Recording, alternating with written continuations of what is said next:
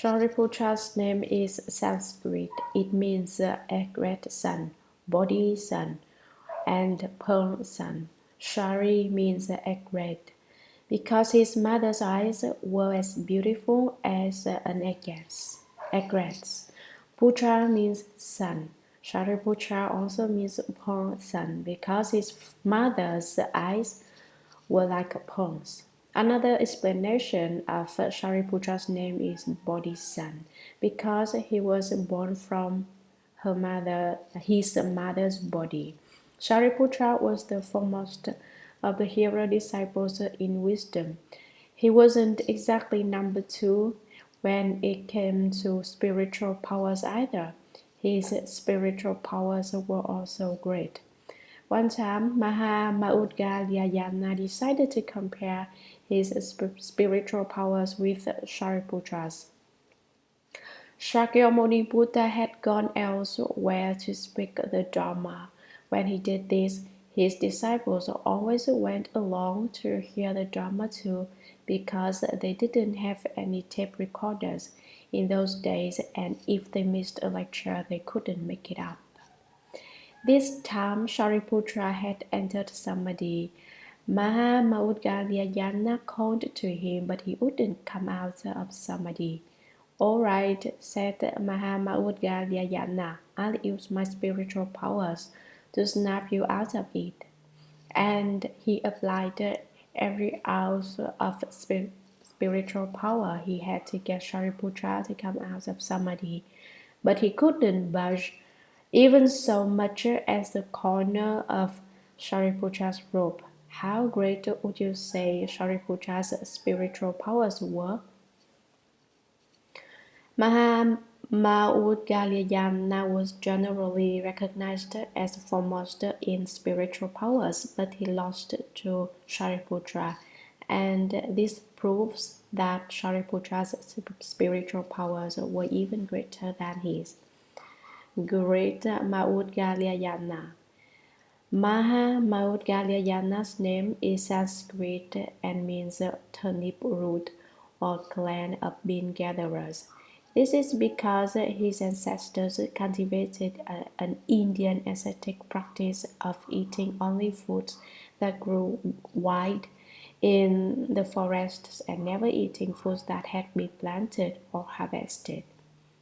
His personal name was Kolita or Jujube tree, because his parents prayed to a local tree spirit in speaking to heaven's son, just as Mahakashyapa's parents had done. In this case, Maudgalyayana's parents consulted the spirit of a Koli tree and named their son Kolita in honor of the spirit. Maudgalyayana's mother may have consulted spirits, but she didn't believe in the Buddha, the Dharma, or the Sangha. She slandered the triple jewel and spoke ill of it. Because of these heavy offenses, at death she fell into the house. When Maudgalyayana attained the fruit of Ahatrip and gained the 5 eyes and the 6 spiritual penetrations, he took a look at the entire world and finally located his mother in the house. Seeing her suffering and starving, he took her a bowl of food. Her greedy nature had accompanied her from the human realm to the realm of the hungry ghosts, and so she immediately covered the bowl with one hand, hid it behind her sleeve, and ran off to eat it in secret, fearing the other ghosts may grab it away from her.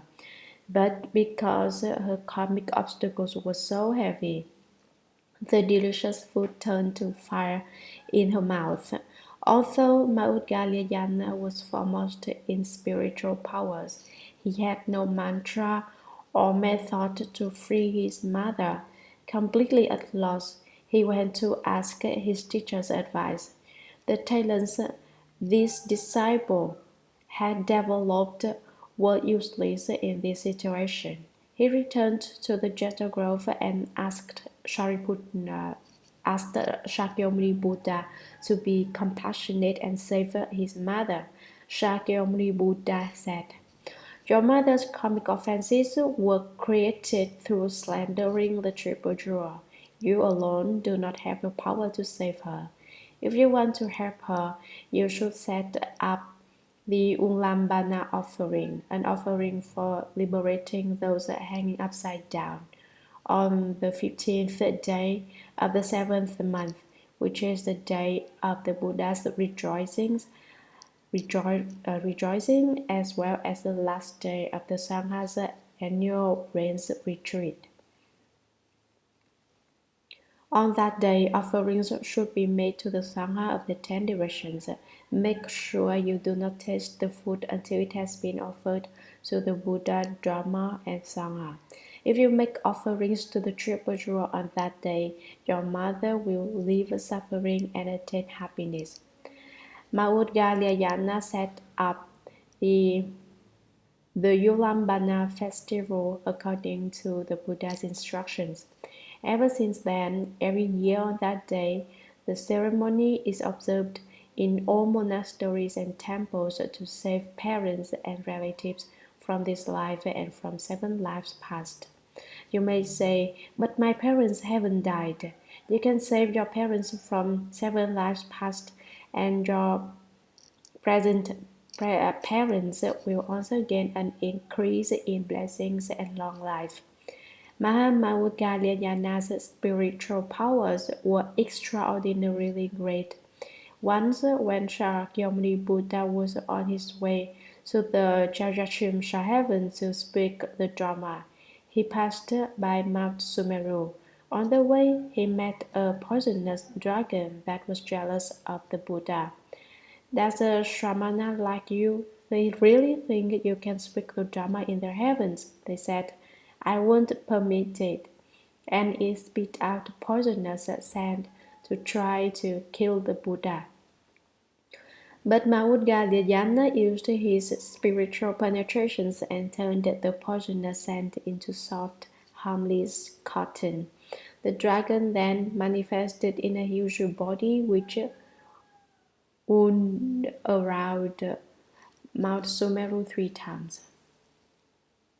Now, Mount Sumeru is very, very large. Our 4 continents, in fact, are on its 4 sides. Maudgalyayana also manifested a huge body larger than the dragon's, which coiled itself around Mount Sumeru 9 times. But the dragon still would not admit defeat. Maudgalyayana then transformed himself into a tiny bug. He bore his way into the dragon's intestines and beat them until it was in so much pain that it finally surrendered and took refuge with the Buddha. And so, Maudgalyayana's spiritual penetrations were extremely great. Mahamaudgalyayana is an earth star, Kshitigapa Bodhisattva. He couldn't bear to see his mother suffering in their house. He also couldn't bear to see anyone else's mother suffering. Accordingly, he vowed to be Earth Star Bodhisattva and to rescue beings from their house. Mahakatiyana. Maha means great, Katiyayana means literary elegance. Because this Venerable one spoke and wrote with great elegance and refinement. His name is also interpreted as Fan Court because his father died shortly after he was born and his mother wanted to remarry.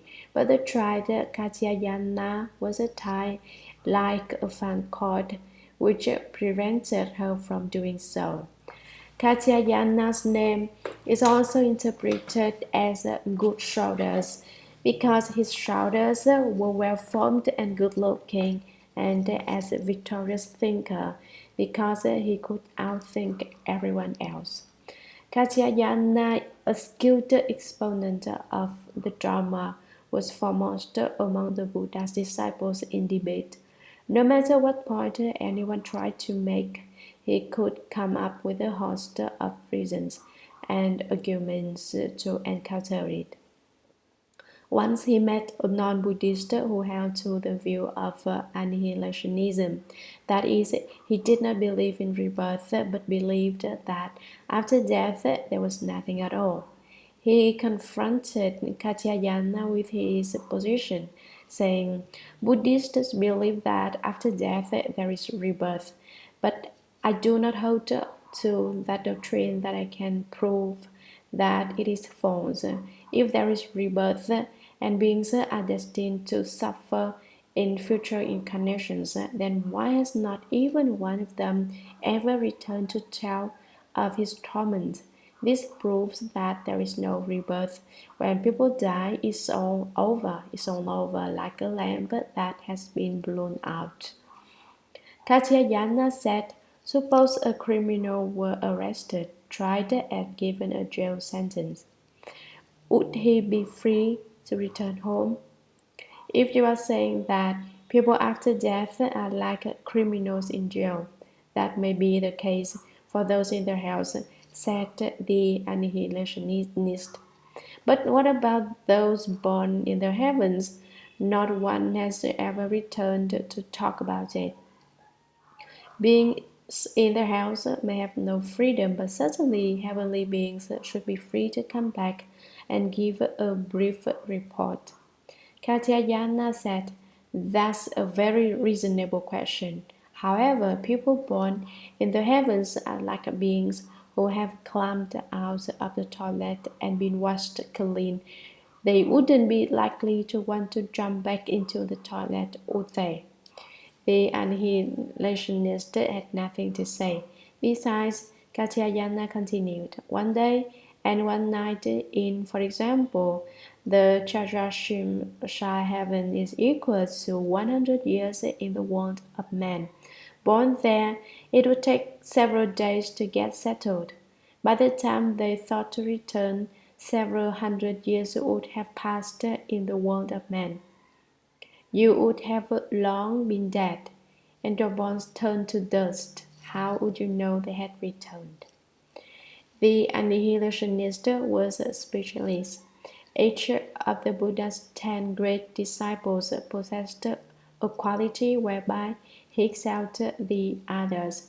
Mahakatyayana, the foremost in debate, was articulate, eloquent, and unbeatable. Aniruddha. The Venerable Aniruddha's name means never poor, because in limitless aeons past he made an offering to a Pratyeka Buddha.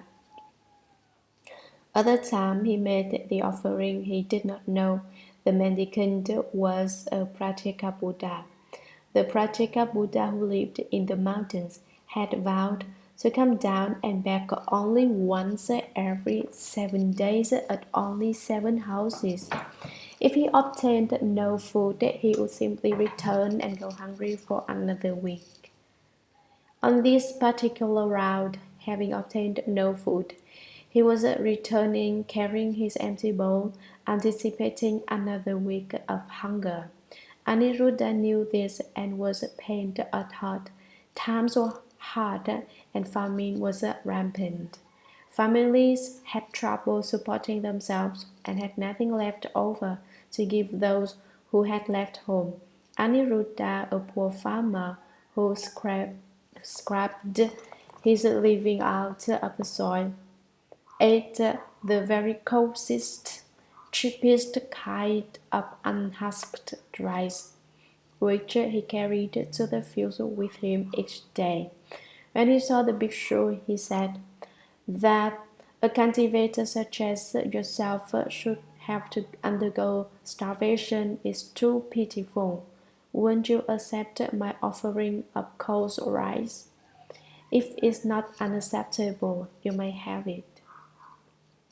If you wish to give it, I'll accept it, said the Pratyeka Buddha. But what will you eat? I can skip lunch today, said Aniruddha. It doesn't matter. When the Pratyeka Buddha had finished eating, he revealed his spiritual powers by manifesting The 18 miraculous changes, which include things like emitting water from the upper part of one's body and fire from the lower part, like emitting water from the lower part of one's body and fire from the upper part, and ascending into space, things which arhats and practical Buddhas can do, but which ordinary people find most unusual. After that, he said, I accepted your offering, and from now on in every life, you will never again be poor. Then he left. Aniruddha continued to work in the fields when along hopped a rabbit. Strangely enough, it jumped and frisked around and around Aniruddha as tamely as a horse, dog, or cat. Don't bother me, Aniruddha finally said. I'm working and I don't have time to play with you. Then the rabbit jumped up onto Aniruddha's back. No matter how hard Aniruddha tried to brush it off, it wouldn't budge. It was as if it had grown roots right into Aniruddha's shoulders. Aniruddha continued working, but he was getting worried. Was it going to become of this rabbit on my back? He wondered. As poor as he was, he still had a wife. When he returned home that evening, he asked her to knock the rabbit off his back. As she did so, the rabbit died and turned into gold. Aniruddha broke off its front leg and exchanged it for a large sum of cash. To his surprise, the front leg grew back again. The same thing happened whenever he broke off one of the back legs. He had struck it rich. No one knew how much he was worth because he could always break off part of the golden rabbit. Not only was he a rich man in that life, but throughout 91 aeons he was wealthy, honored, and never poor again. When he made the offering, he did not know the bhikshu was a Pratyeka Buddha. After the Pratyeka Buddha accepted it, he transferred merit to him, so that Aniruddha received the retribution of never being poor. Aniruddha, the Buddha's first cousin, liked best to sleep. In fact, every time the Buddha lectured on the Dharma, Aniruddha would doze off with his head resting on the table, snoring like thunder. Once the Buddha scolded him, saying, Hey, how can you sleep like an oyster or a clam? Sleep for 1,000 years, but you never hear the Buddha's name. After the reprimand, in a burst of vigor, Aniruddha decided never to sleep again, but to truly dedicate himself to study the Buddha Dharma. He went for 7 days and 7 nights without sleeping, and as a result, he went blind. Shakyamuni Buddha, knowing that he had gone blind because of his great vigor in studying the Buddha Dharma, took pity on his little cousin and taught him the Vajra illumination samadhi. Thereafter, Aniruddha cultivated according to Dharma and obtained the penetration of the heavenly eye. In fact, his heavenly eye covered half of his head, enabling him to view the world system of 3,000 great thousand worlds just as he would regard an amala fruit or an apple in our hands. Thus, Aniruddha was foremost in possessing the heavenly eye. Kavina. Kavina's name means house constellation because when Kavina's parents had reached the age of 40 or 50, they still had no son. Going to a temple, they prayed to one of the 28 constellations. The 28 constellations in Chinese are Zhué, Khang, Di, Fang, Qin, Wei, Qi, Dou, Liu, Nu, Xu, Wei, Shi, Bi, Hui, Lou, Wei, Mao, Bí sư San Jing Quay Liêu Xing Chang Yi Chen. Gavina's parents prayed to the fourth constellation, Fang or House, whose corresponding element in the sun is the sun and whose associated animal is a hare. They received a response and had a son. Gavampati, the Venerable Gavampati's name means cow cutter or cow king because when he was finished eating, he continued to smack his lips like a cow chewing its cud. When cows are done eating, they go to sleep, but they continue to munch on their cud. Because of this habit, Shakyamuni Buddha was afraid that people would ridicule him and consequently fall. So he sent Gavampati to the heavens to receive offerings from the gods. Why did he have this habit? It was a retribution for having created evil karma with his mouth by one sentence of slander. Long ago, in limitless ages past, he met an elderly Pratyeka Buddha who had lost his teeth and chewed his food very slowly. "Old master," said Gavampati, "you sound like a cow chewing its cud." The Pratyeka Buddha said, "The retribution you will incur for having slandered me will be extremely grave. Hurry and repent." Gavampati, who was a Shramanara at that time, ridiculed the master, saying, "Repent of what? Why should I beg your forgiveness?" As a result of his slander, for 500 lifetimes, he was reborn as a cow. When he finally became a person, his cow-like habits remained, and when he was done eating, he devoted his jaws like a cow. Such was the retribution for slandering a Pratyeka Buddha. From this, we should take special care in every movement and word not to casually slander or berate others. Watch yourself. Revata. Revata's name means constellation because his parents also prayed to a constellation for their son's birth. It also means false unity because he was poor and had no place to live. One night he stayed in an old abandoned shack. That night two ghosts came, a big one and a little one. The big one was 20 feet tall and the small one was 2 feet tall. They were grotesque as could be, with green faces, red hair, huge mouths, poised fangs, and facial features that were all scrunched up together. They came in dragging a corpse and asked him, "Shall we eat this corpse or not?" What they meant was, if you tell us to eat the corpse, we will eat you. If you tell us not to eat the corpse, we won't have anything to eat, so we'll have to eat you. They were obviously going to eat him no matter what he said, so he didn't say anything. The big ghost ripped off the corpse's legs, and the little ghost ripped off Ravata's legs and stuck them on the corpse. When the ghost ate the corpse's arms, and the little ghost ripped off Ravata's arms and stuck them on the corpse. The big ghost ate the entire corpse, and the little ghost replaced its parts one by one with parts of Revata's body.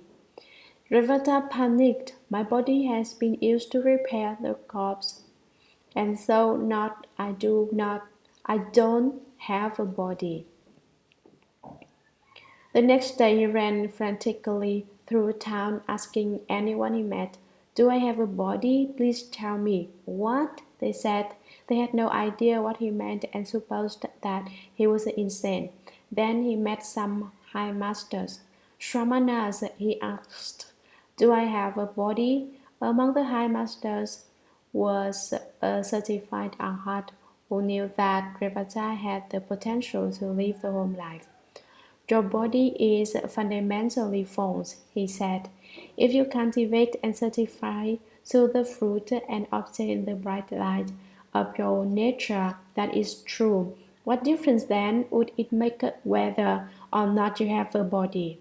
If that is the case, said Revata, then I shall leave the home life and follow you. After he left home, he became enlightened. Although he had been eaten by ghosts, he saw that his body was basically false. Therefore, he took the name False Unity Revata. Pilindavatsa, this venerable one's name means leftover habits, referring to habits of many ages and many lifetimes which he had not gotten rid of. Once he wished to cross the river because he had certified to the fruit of arhatship and had spiritual penetrations. He could demand that the river spirit stop the current so he could walk across. So the river spirit, who was a woman, he said, "Little slave, stop the current."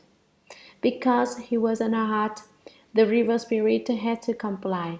Although she dared not say anything, she was extremely displeased.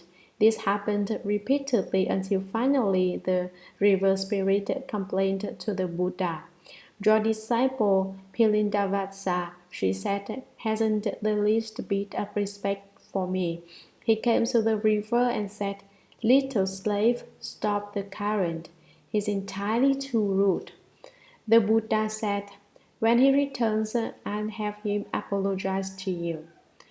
When Bilindavasa arrived, the Buddha said, "When you were crossing the Ganges, why did you say, 'Little slave, stop the current'?